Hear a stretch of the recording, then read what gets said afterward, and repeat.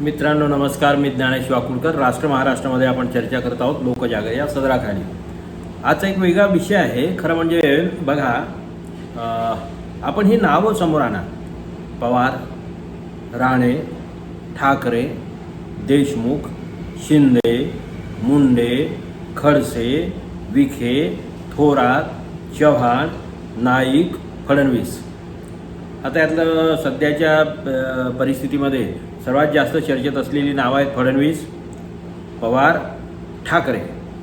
आता गंमत अशी आहे की या नावांच्या व्यतिरिक्त आणखी नावं आहेत, पण प्रामुख्याने या नावांनी महाराष्ट्राच्या वरती महाराष्ट्राच्या राजकारणावरती अगदी आपली पकड घट्ट बनवून ठेवलेली आहे. आणि गंमत अशी आहे की हीच नावं फिरून महाराष्ट्राच्या राजकारणामध्ये कार्यरत आहेत, सत्तेमध्ये असतात. आणि त्यांच्या कधी या सरकारमध्ये, कधी त्या सरकारमध्ये, कधी यांच्यासोबत सरकार, कधी त्यांच्यासोबत सरकार, कधी विरोधामध्ये, तर कुणी कधी सत्तेमध्ये. अशा प्रकारचं या महाराष्ट्राचं राजकारण या विशिष्ट नावांच्या हातामध्ये आहे, केंद्रित झालेलं आहे. आणि मग यातून काय होते की जसं बघा, आता पवार साहेबांनी तर स्वतः पक्ष स्थापन केला, आधी पक्ष फोडला, काँग्रेस वगैरे, त्यांनी 2-3दा ते झालं, पण त्यांनी स्वतः उभा केला. पण त्यांच्या घराण्यामध्ये किती लोक आहे हे बघा: शरद पवार आहेत, अजित पवार आहेत, सुप्रिया सुळे आहेत, सुनेत्रा पवार आहेत, पार्थ पवार आहेत, रोहित पवार आहेत आणि आता युगेंद्र पवार आहेत. एवढे पवार म्हणजे कधी राष्ट्रवादीच्या या गटाकडून, कधी राष्ट्रवादीच्या त्या गटाकडून या पवार लोकांची एवढी सत्ता आहे. नारायणराव राणेंचा विचार केला. नारायणराव राणेंनी पक्ष स्थापन केला होता, पण ते काही फारसं जमलं नाही. पण ते वेगवेगळ्या पक्षाच्या भरोश्यावर, आधी शिवसेनेच्या, नंतर काँग्रेसच्या वगैरे भरोश्यावर, ते आता भाजपाच्या भरोश्यावर मोठे झालेले आहे. ठीक आहे, पण नारायणराव राणे स्वतः, मग निलेश राणे त्यांचा मुलगा, नितेश राणे एक खासदार, राणेसाहेब मंत्री आणि नितेश राणे आमदार. त्यानंतर अशी अनेक गणेश नाईकांचं बघा, गणेश नाईकांचा संजीव नाईक मुलगा, त्यानंतर मला वाटते आणखी एक मुलगा की पुतण्या, छगन भुजबळांचं, तसंच समीर भुजबळ, आणखी एक भुजबळ आणि स्वतः भुजबळ साहेब मंत्री, उपमुख्यमंत्री वगैरे, हे सगळं.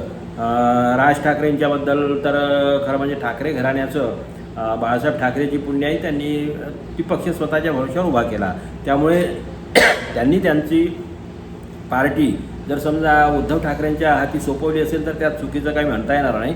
कारण असं की त्याच्या आधी छगन भुजबळांनी पार्टी सोडली होती, त्याच्यानंतर नारायणराव राणेंनी सोडली, पण ती नंतर सोडली होती.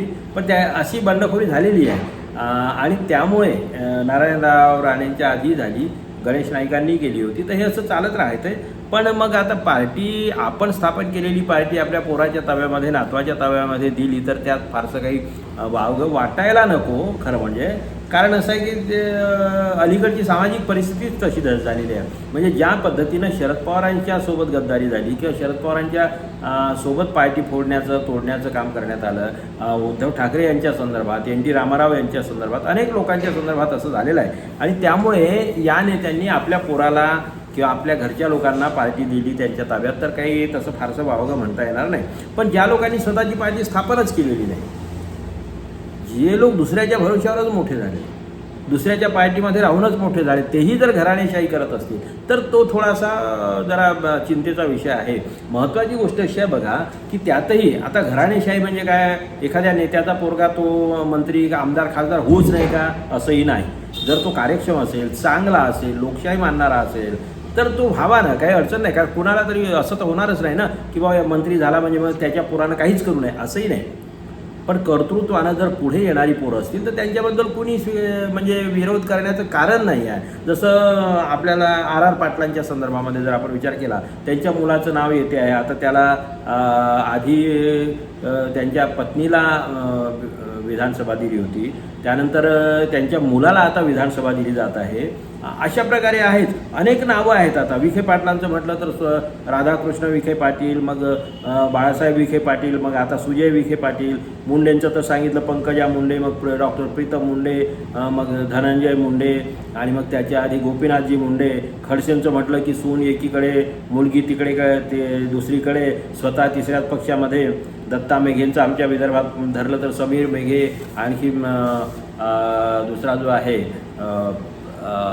आणखी एक मुलगा आहे रणजित देशमुखांचा, आशिष देशमुख, आणि दुसरा एक मुलगा पुन्हा विलासराव देशमुखांचे तर दोन मुलं.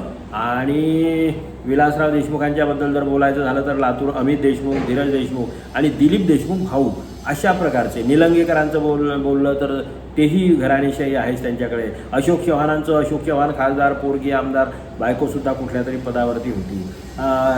दानवेंचं जर धरलं बी जे पीमधले, रावसाहेब दानवे मुलगा आमदार, रावसाहेब दानवे खासदार, केशर काकू क्षीरसागर, जयदत्त क्षीरसागर, संदीप क्षीरसागर, असे अनेक लोक आहेत.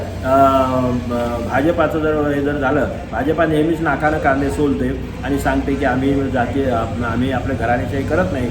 पण फडणवीसांच्या बाबतीमध्ये जर धरायचं झालं तर त्यांचे गंगाधरराव फडणवीस, त्यांचे वडील, त्याच्यानंतर ते स्वतः आमदार, त्यांच्या काकू म्हणजे ज्या होत्या त्या फडणवीस जे आहे त्याही मंत्री होत्या.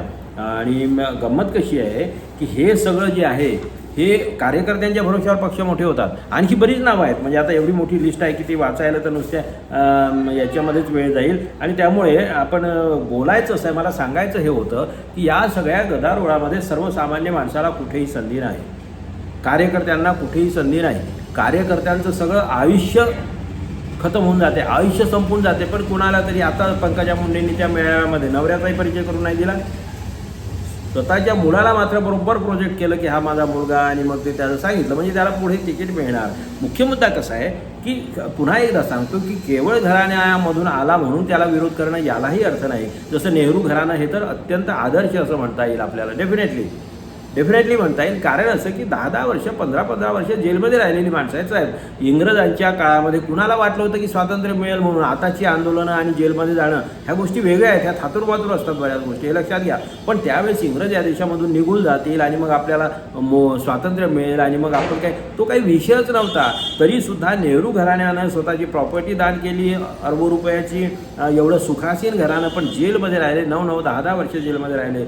मग घरच्या महिला जेलमध्ये राहिल्या, पंडित जवाहरलाल नेहरू जेलमध्ये राहिले, मोतीलाल नेहरू जेलमध्ये राहिले. या घराण्याचा त्याग आहे. आणि त्याच्यानंतरही काँग्रेस घराण्यानं म्हणजे इंदिरा गांधींची खरं म्हणजे त्यांचं बलिदान दिलं, आपल्या राजीव गांधींचं बलिदान दिलं, हे सगळं आपण पाहतो आहोत. आणि तरीसुद्धा त्यांच्यावर घराणेशाहीचा आरोप करणारे, टीका करणारे म्हणजे अत्यंत नीच वृत्तीचे आणि मानसिकदृष्ट्या विकृत अशा प्रकारचीच मनोवृत्ती म्हणावी लागेल. ठीक आहे, काही धोरणं त्यांची चुकली असेल तर त्याच्यावर चर्चा व्हावी, पण ते त्या काळामध्ये योग्य होतं. मुख्य मुद्दा असा आहे की पुन्हा एकदा सांगतो की घराणेशाहीला विरोध सरसकट करण्याचं कारण नाही, कुणी ना कुणी येणार, याबद्दलही वाद नाही. पण महाराष्ट्राचा विचार करताना आणि या निवडणुकीचा विचार करताना तुम्ही पाहणं की बाप इकडे पोरगी तिकडे, जसं आता आमच्या गडचिरोलीमध्ये आहेत, आत्राम राष्ट्रवादीमध्ये आहेत, यांच्यासोबत आहेत आपल्या अजितदादांच्या सोबत, आणि त्यांची मुलगी तिकडून शरद पवारांच्याकडून तिकीट घेते आहे. नारायणराव राणेंचा मुलगा एकनाथ शिंदेकडून तिकीट घेतो आहे. नारायणराव राणे भाजपामध्ये आहे. पंकज भुजबळ मला वाटते अपक्ष निवडणूक लढत आहेत. छगन भुजबळ राष्ट्रवादीमध्ये आहेत, म्हणजे अजित पवारांच्या सोबत. नाईकांचा मुलगा काहीतरी मला वाटते शरद पवारांच्याकडून घेतो की शिवसेनेकडून तिकीट घेतो आहे, आणि ते स्वतः BJP सोबत आहेत. कीर्तीकर स्वतः एकनाथ शिंदेंच्या सोबत आहे आणि त्यांचा मुलगा खासदार होता शिवसेनेकडून. हे जे सगळं सुरू आहे म्हणजे संपूर्ण महाराष्ट्र याच लोकांनी वाटून घेतलेला आहे. आणि एक आता जे राज ठाकरेंचा मुलगा उभा राहतो त्याच्याबद्दल सगळ्या पक्षांकडून काय म्हटलं आहे की त्याला विरोध करायचा नाही, त्याच्या विरोधात कॅन्डिडेट द्यायचा नाही. म्हणजे इकडे कितीही बोलत असले तरी राज ठाकरेचा मुलगा असेल, उद्धव ठाकरेचा मुलगा असेल, आणखी कोणत्या नेत्याचा मुलगा असेल, शरद पवारांचा, तर हे मात्र एक दुसऱ्याच्या विरोधामध्ये कॅन्डिडेट देणार नाही. अशी परिस्थिती काही ठिकाणी दिले जातात, हे खरं आहे. पण ही परिस्थिती काय म्हणजे संपूर्ण महाराष्ट्र या लोकांनी वाटून घेतलेला आहे. आणि म्हणून संपूर्ण महाराष्ट्र महाराष्ट्रामध्ये 9.5 कोटी मतदार आहेत. आता आपण 9.5 कोटी मतदार आहोत. या 9.5 कोटीमधली अशी काही फार तर छोट्या मोठ्या राजकारणाचा जर विचार केला तर एक साधारणतः ही अशी 1000 लोक हे येतील समजा, छोट्या मोठ्या जिल्हा परिषदेपर्यंत किंवा असा जर विचार केला तर मला वाटतं फार तर 5000 लोक येत असतील. 5000 प्रमुख घराणी जर सोडली, म्हणजे ते लोक जर सोडले तर हा महाराष्ट्र कुणाचा आहे? त्यांच्याच बापाचा झाला आहे ना हा महाराष्ट्र. तुमचा आमचा महाराष्ट्र नाहीच आहे, तुमचा आमचा महाराष्ट्र नाहीच आहे. सर्वसामान्य माणसाच्या नावानं या महाराष्ट्राचं काहीच नाही. आपल्याला फक्त मतदान करायचं, टॅक्स द्यायचा. दुसरी गोष्ट इकडे प्रकाश आंबेडकरांच्या सोबत पहा, म्हणजे तिथेही तशीच घराणेशाही कशी आहे. घराणेशाही म्हणा म्हणजे बाबासाहेबांच्या नावावर त्यांचं कर्तृत्व मोठं होतं, त्याबद्दल वाद नाही, त्यांच्याबद्दल आदरच राहणार आहे. पण त्यांचे 3 पोरांचे 3 पक्ष आहेत, 3 पोरांचे 3 पक्ष आहेत. कवाडेंनी छोटासा पक्ष आहे, त्यांच्याही मुलाला तिकीट. हे सगळं आहे. मुख्य मुद्दा कसा आहे की आपण सगळ्यांनी विचार करायचा आहे की या सगळ्या निवडणुकीमध्ये एवढा धिंगाणा आहे, एवढे मोठे मोठे लोक आपसामध्ये त्यांनी तिकीटं वाटून घेतलेले आहे. मी सांगतो तुम्हाला, आपल्याला इकडून किती जरी भांडणं दिसत असली तरी प्रत्यक्षामध्ये या लोकांनी आपसात तिकीटं वाटून घेतलेली आहे. बाप निवडून येवो की पोरगा निवडून येवो की सून निवडून येवो, कुणीही आलं तरी शिकार कुणाच्याही हातानं झाली असली, शिकार कोणाच्या हातात आली असली तरी किचन मात्र एकच आहे. आणि त्याच्यामुळे आणलेली शिकार त्याच किचनमध्ये पकणार, त्याच किचनमध्ये जेवणार, हे त्याच प्लेटमध्ये घेणार ना, तिथलंच पाणी पिणार ना, काय काय प्यायचं असेल ते. म्हणजे वाटणी सत्तेमध्ये पोरगा जर गेला, पोरगा सत्तेमध्ये, नाहीतर त्याचा विरोधी बाप असेल तर बाप सत्तेमध्ये, दोनपैकी कोणीतरी सत्तेमध्ये राहणार आणि त्याची फळच राखणार. यांचे भ्रष्टाचार बाहेर येणार नाही, यांच्या भानगडी बाहेर येणार नाही, यांनी जे काही घोटाळे केलेले आहेत, ज्यांनी जो पैसा खाल्लेला आहे काही बाहेर नाही. आधी पोराच्या माध्यमातून येत होता, आता समजा बापाच्या माध्यमातून येईल, कधी पुतण्याच्या माध्यमातून, हेच सगळं सुरू आहे. आणि त्यामुळे आपण विचार करा, मी संपूर्ण महाराष्ट्रातील जनतेला आणि प्रामुख्याने युवकांना, महिलांनाही विचारतो, पण युवक युवतींना विचारतो की हा महाराष्ट्र कुणाच्या बापाचा आहे? त्यांच्या बापाचा आहे की तुमच्या माझ्या बापाचा आहे? महाराष्ट्र या विशिष्ट लोकांच्या 5,000 लोकांच्याच बापाचा आहे की शेतकऱ्याची जी पोरं आहेत त्यांच्या बापाचा आहे, कामगाराची पोरं आहे त्यांच्या बापाचा आहे, ओबीसीची पोरं आहे त्यांच्या बापाचा आहे, मराठ्यामधल्या वंचितांच्या बापाचा आहे? कुणाच्या बापाचा आहे? गरीब आदिवासींच्या बापाचा आहे. त्या सगळ्याच्या प्रस्तावित दलितांच्या मध्ये किती लोकांचा, आणि म्हणून त्यातलेही काही निवडक लोक आहेत. म्हणून मला असं वाटते की महाराष्ट्राच्या या निवडणुकीमध्ये, या विधानसभेच्या निवडणुकीमध्ये ज्या पद्धतीनं त्यांनी वाटणी केलेली आहे, हिस्से वाटणी केलेली आहे, त्याच्यापासून सावध राहायला पाहिजे आणि या लोकांना धडा शिकवला पाहिजे. आणि म्हणून हे युवकांनी पुढे आलं पाहिजे. अनेक चांगले युवक, त्यावरही वेगळा व्हिडिओ करीन मी, पण अनेक चांगले युवक, कर्तृत्ववान युवक राजकारणामध्ये आले, त्यांना तिकीटं नाही दिली. मग कुणाच्या तरी खासदाराच्या बायकोला द्या, मग तो दारू आला असला तरी चालेल, बायको दारू आली असली तरी चालेल, सट्टेवाली असले तरी चालेल, ब्लॅकमेलर असेल तरी चालेल, गुंडागर्दी करणारा असेल तरी चालेल, चोर असेल तरी चालेल, मंगळसूत्र चोरलेला असेल तरी चालेल, तुमच्या सायकल कार काय चोरी केली असेल तरी चालेल, पण तो निवडून येतो का? त्याच्याकडे पैसा आहे का? दारुडा असेल तरी चालेल, दारू विकणारा असेल तरी चालेल, काही असेल पण निवडून येणारा. बायकोच्या ऐवजी पोराला, बायको खासदार तर पोरगा समजा आमदार, किंवा नवरा खासदार तर बायको आमदार, हे जे सगळं सुरू आहे ना, किंवा बायको खासदार तर नवरा आमदार, हे जे सगळं महाराष्ट्रामध्ये सुरू आहे, वाटून घ्या, आपसामध्ये वाटून घ्या. हे थांबवलं पाहिजे, नाहीतर महाराष्ट्राचं वाटोळं झालेलंच आहे. आणि त्यामुळे शेतीला पाणी नाही याचा कोणी विचार करत नाही, शेतीला वीज नाही याचा कोणी विचार करत नाही, तुमच्या ग्रामीण भागामधल्या शाळा बंद होत आहेत त्याचा कोणी विचार करत नाही, ग्रामीण भागामध्ये जस्टी वगैरे तुमची फार मोडकळीस आलेली आहे त्याचा कोणी विचार करत नाही, शेतामध्ये जायला रस्ते नाहीत याचा कोणी विचार करत नाही, आपल्या पोरी केवळ एसटीचं तिकीट द्यायला पैसे नाही म्हणून मग आत्महत्या करतात त्याचा कोणी विचार करत नाही. हे सगळं जरा अंधाधुंदी सुरू आहे. आणि त्यामुळे शेत रस्त्याचा प्रश्न कुणाला वाटतच नाही. महागाई एवढी वाढली, कुणाला काही वाटतच नाही. या लोकांनी सगळं वाटून घ्यायचं, यांना काही, यांचं आता 100 पिढ्यांची व्यवस्था झालेली आहे, त्यांना काही फरक पडत नाही. आणि म्हणून मला असं वाटते की महाराष्ट्र कुणाच्या बापाचा, हा जो पहिला प्रश्न आहे प्रत्येकानं आपल्याला विचारला पाहिजे, प्रत्येक मतदारानं विचारला पाहिजे. माफ करा, शब्द थोडे कठोर आहेत, पण आमच्या बापाचा काही हिस्सा आहे किंवा नाही या महाराष्ट्रामध्ये? आमच्या बापाच्या नावानं 7/12 आहे किंवा नाही काही? आणि म्हणून हा जेव्हा विचार कराल तर तुम्हाला वाटेल की आपण भयंकर षडयंत्राचे बळी झालेलो आहोत. लोकशाहीच्या नावावरती, पक्षाच्या नावावरती, कुणाच्या तरी एखाद्या माणसाला धडा शिकवायचा म्हणून. म्हणजे आता एकनाथ खडसेंचं तो उदाहरण आहे की ते तिकडून निघाले, आपल्याला फार बरं वाटलं, त्यानंतर पुन्हा शरद पवारांनी MLC वगैरे केल्यानंतर पुन्हा तिकडे पळाले, म्हणजे दारात त्यांच्या, आणि नाही घेतलं तर मग पुन्हा वापस आले. असे लोक, त्यांची सून अजून तिकडेच आहे, मुलगी इकडे आहे. हे जे सगळं आहे, हे जे तमासगीर आहे, हे जे लुटारू आहेत, हे जे, म्हणजे एकच नाव नाही. आणि पुन्हा एकदा सांगतो मी, जे चांगले कार्यकर्ते ते कुणाचेही असो, त्यांच्याबद्दल वाद असण्याचं कारण नाही, त्यांच्याबद्दल आदर बाळगा, याबद्दल वाद नाही. पण युवकांनी आता विचार केला पाहिजे की युवा महाराष्ट्र, नवा महाराष्ट्र, आपण युवकांना समोर केलं पाहिजे.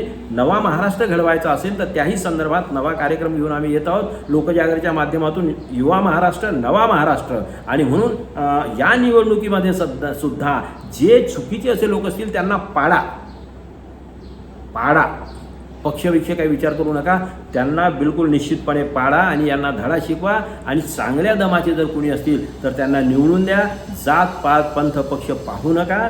जे खरं, कारण चांगला माणूस चांगलाच असेल, तो कुठेही असला तरी तो चांगलाच असणार. बदमाश असेल तो तुमचा भाऊ असला तरी बदमाशी करणार, तुमचा दुश्मन असला तरी बदमाशी करणार. आणि त्यामुळे मला असं वाटते की महाराष्ट्र कुणाच्या बापाचा असा विचार करत असताना सांगा की हो, महाराष्ट्र माझ्या बापाचा आहे. महाराष्ट्र लुटता येणार नाही. तुम्ही रस्त्याच्या निमित्तानं सगळं लुटतात, आमचे सगळे बर्बाद करून टाकलेलं आहे महाराष्ट्र, आणि याच्यानंतर आम्ही तुम्हाला महाराष्ट्र लुटू देणार नाही. कारण महाराष्ट्र आमच्या बापाचा आहे. महाराष्ट्र आमच्या बापानं मेहनतीनं आणि घामानं घाम गाळून इथे त्याला सुजलाम सुफलाम करण्याच्या दृष्टीनं प्रयत्न केला आहे. पण तुम्ही ते हाणून पाडले आहे. तुम्ही आमचं पाणी पळवलं, तुम्ही आमची वीज पळवली, तुम्ही आमचं शिक्षण पळवलं, तुम्ही आमची औषधी पळवली, तुम्ही आमचं धान्य पळवलं, तुम्ही आम्ही शेतमालाच्या किमती ज्या मिळायला पाहिजे त्या सगळं पळवलं. तुम्ही आमचं सुख चैन, तुम्ही आमचे हक्क सारं पळवले आहे. तुम्ही आमच्या नद्या पळवल्या, तुम्ही आमचे धरणं पळवले, तुम्ही आमचे कारखाने पळवले, तुम्ही आमच्या सोसायट्या पळवल्या, तुम्ही आमच्या बँका लुटल्या. हे सारं या लोकांनी केलेलं आहे. आणि त्यामुळे पुन्हा एकदा सांगतो की महाराष्ट्र आमच्या बापाचा आहे. महाराष्ट्र आमचा सर्वसामान्य माणसाचा आहे, शेतकऱ्यांचा आहे, गरिबाचा आहे, कष्टकऱ्यांचा आहे, दलितांचा आहे, आदिवासींचा आहे, ओबीसींचा आहे, वंचित मराठ्यांचा आहे, सगळ्यांचाच आहे. असा आपण निर्धार करूया. आपण हे जरा मनामध्ये ठाम अशी भूमिका घ्या आणि निश्चितपणे पुढचा कार्यक्रम ठरवू आणि युवकांनी पुढे यावं असं मला वाटते. युवा महाराष्ट्र, नवा महाराष्ट्र अशा प्रकारची घोषणा आणि निर्धार करूया अशी विनंती करतो आणि थांबतो. जय हिंद, जय महाराष्ट्र. युवा महाराष्ट्र, नवा महाराष्ट्र. धन्यवाद.